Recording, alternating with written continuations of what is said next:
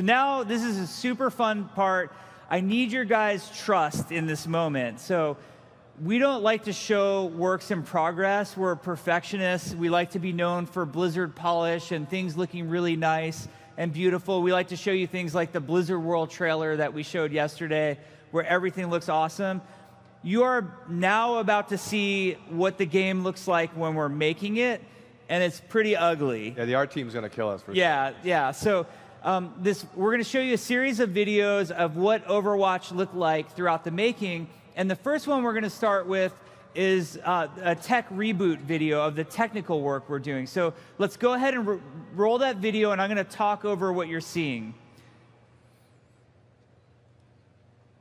OK, so this is the first time we rendered anything in the engine. Again, it was a proprietary engine made from scratch. This is Tracer in October 2013, her little Mickey Mouse hands. We were unable to put guns in her hands, so she had to shoot laser beams out of her eyes to simulate shooting.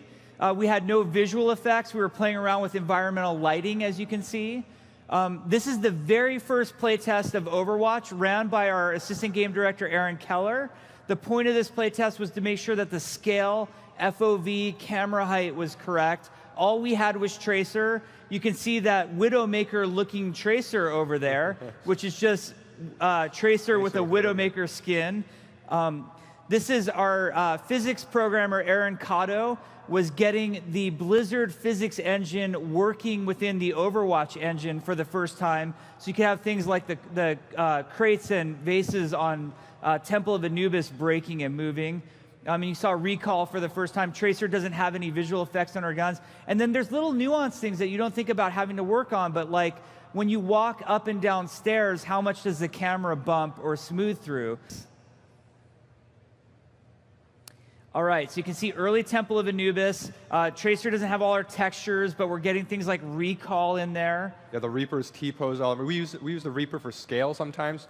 Early on, we're still figuring out how to scale our buildings properly. Sometimes we forget to delete the Reaper. Yeah, so you just have Reapers all over. This is literally the first play test ever with Farah in it. The first day she was in, you can see how slow her rockets are shooting. You barely see it without the trail view. There's no visual effects there. Here's an early animation prototype for Tracer. We're still getting the hang of getting the third person. Her head is just bobbing wildly, which made headshots really hard. So we took a lot of iterations to get just the right amount of movement. All right, so we're moving along, and this is interesting because we came back in January of 2014, and now the game was starting to be fun. I mean, granted, it was only Tracer versus Tracer, so all you No Limits fans would have loved it back then, and Tracer mains. But the game was actually fun, and you can kind of see Temple of Anubis is really taking shape now in terms of level design. We play the levels just blocked out in gray blocks like that. And then we were really proud. This is just 24 days later. You can see the progress that was made. And the whole time here, the UI is evolving. The game mode is starting to work. Like, we actually have capture points that you can stand on.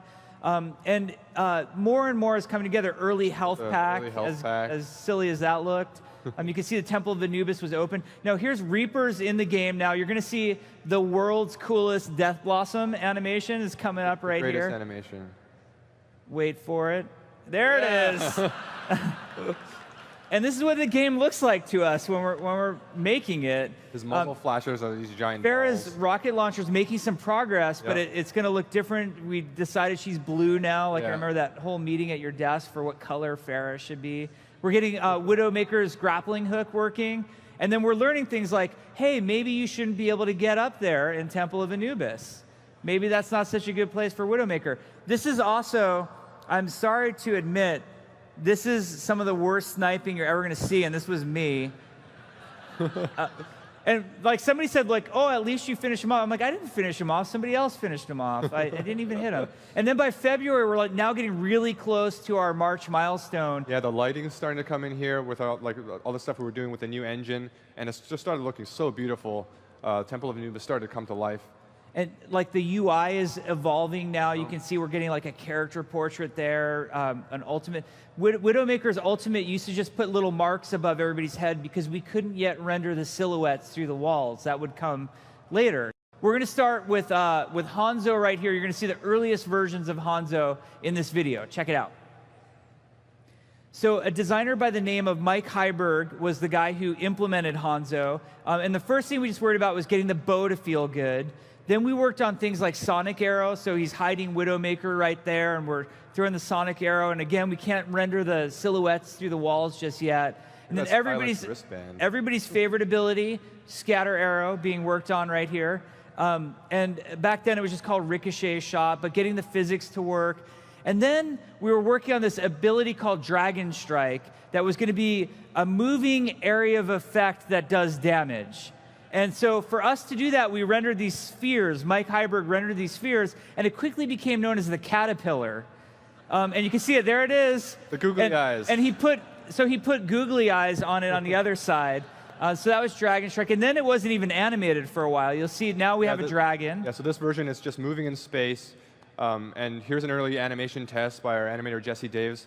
And at this point, we were like, this is really cool, but it's so different from the big caterpillar. It doesn't fill that same hitbox. You couldn't tell if you were in it or not. Yeah, like, could you dodge it if if it just moves the right way? Because of course Torb's going to throw it in front of Sturt. And here's early animations on Torbjorn. Like, it looks pretty ghetto.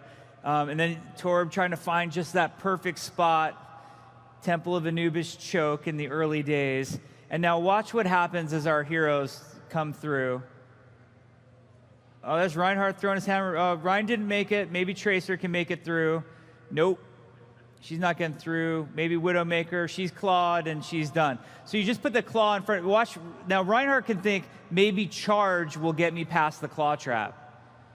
No. Oh, poor Reinhardt. I like he's just like deer in a headlights. He doesn't even try to swing or anything. So this was, I think, literally the first Mercy gameplay that you're ever going to see. Early Reinhardt with his shield. Mercy got rezzed. You'll notice early on, Mercy's healing was green instead of yellow, and we're kind of mixing the colors, and we really needed to decide what healing color would be. Would it be yellow or green? And I think we saved green for poison eventually. Yep. And then King's Row looked like, all block out. This is early Robot City in King's Row, the final point. You can see how open it used to be. We had a couple problems there. One was sightlines, and then the other was people like me falling in the pit like idiots. Ragdoll physics. So that happened a lot. Early Reinhardt charge. Poor Torbjorn. You used to have no startup time. You'd press the button and you'd instantly. Yeah, you'll see him run too. I think right here. Yeah. There it is. It looks awesome. Showed at BlizzCon. And then we didn't have a payload, so we had this truck. And then we didn't have art for the icon, so we used the Doge. He's there. You just maybe if we switch back to that icon, people would actually hey, what's that? Be attracted to it in some way. So you can see, and then we're doing all this stuff of like making the Reinhardt hammer feel good. Yeah. Here's some early technology we're trying to get for Mercy's ribbon to work. And interestingly, one of her ults back then was to actually heal multiple people. Yeah, heal multiple people. It kind of comes full circle. Yeah. The payload's evolving. You can see all the iterations of Reinhardt's shield in these early ones. Yeah, this is before we had like the nice shader for Reinhardt's shield. This is actually Winston. You might think you're looking at a ferret. This is the first Winston playtest. So his leap ability used to be like Doomfist's alternate leap ability, and then he didn't have animation, so he just ran around like a dude. You can see him, Winston just running around. Yeah. If you notice the targeting thing, right in the middle, there's like a banana. Yeah. See the banana right there. So that was Winston's, and he would just run around. He got killed by Tim right there. Awesome death pose. One of my favorite clips is coming up right here. So this is actually Volskaya Industries. We've talked about this before, where we prototype different map types. So Aaron Keller, our assistant game director, had this idea of what if we had a giant capture point that you could play on that was also a payload moving through the map. So we were doing all sorts of iteration on new game modes at this time too. Ultimately, this idea failed because of the space required to move something as big as a capture point through it.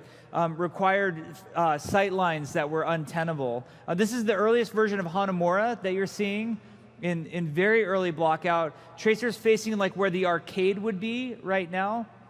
And then I love the hero select. You can see what hero select looked like back in the day. Early load screen for Temple of Anubis. Oh man, this is like the cool guy Hanzo. Those are actually Reaper's animations on Hanzo. Old Widowmaker face. This pose. My favorite's Mercy. Mercy's coming up. She's angry. It's like, you're going to nerf me in 2017. And I'm angry. I'm not too soon. Too soon. We're moving on. That bus in King's Row went through so many iterations just to get the right shape. Oh, Bastion, yeah. his first day in the game. Perfect. He's got a tracer trail on him for some reason. It turns out transforming robot was hard. So early Hanamura, this is kind of exciting because this shows point B of Hanamura. And on point B, it used to be a totally different design. It was this circular design. And the waypoint said temple because we were just using tech from Temple of Anubis at the time. Later, Aaron Keller would go back and completely redesign that whole point. But you can really see point A is starting to look exactly like it looks today. It's very similar in Hanamura. You've got Torbjorn. He used to have a mechanic where he had to place the stub of a turret first and then build it up eventually to get the turret to be able to shoot. Nowadays, when he places the turret, it can shoot right away without him even hammering on it. Yeah, you can see the Reinhardt, the shield effects coming in there. Here comes the hot tub, we used to call it. The hot tub. The victory pose in the hot tub. So that's actually the origin point of the map, and we didn't have the victory point, or the victory pose point placed. This was Symmetra's early playtest. Super ghetto temp art for Symmetra's. Yeah, they're little Torbjorn turrets that she's placing on the walls. And then we had her teleporter working. I love this clip right here because, okay, Winston is going to kill the teleporter, and then watch Hanzo. Like, not my problem. Sorry, Symmetra. That was Bastion's, one of his early ults was a volley of bouncing grenades. Oh, there's Reinhardt's shield starting to, the shader starting to get there. The worst Reinhardt charge ever, besides the one in the cinematic. Yeah, there's an early animation prototype for Bastion, back when he still had that shield in front of him. Yeah, he had the shield, and then he gets a little broken in some ways.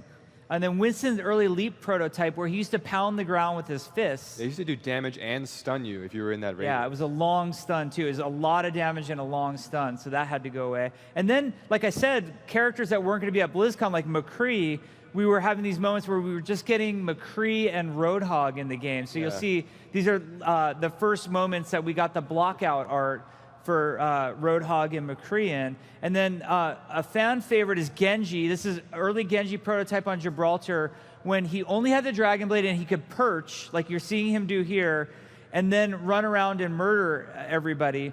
So when people thought it was a nerf going from 8 seconds to 6 seconds on the ult, imagine it forever.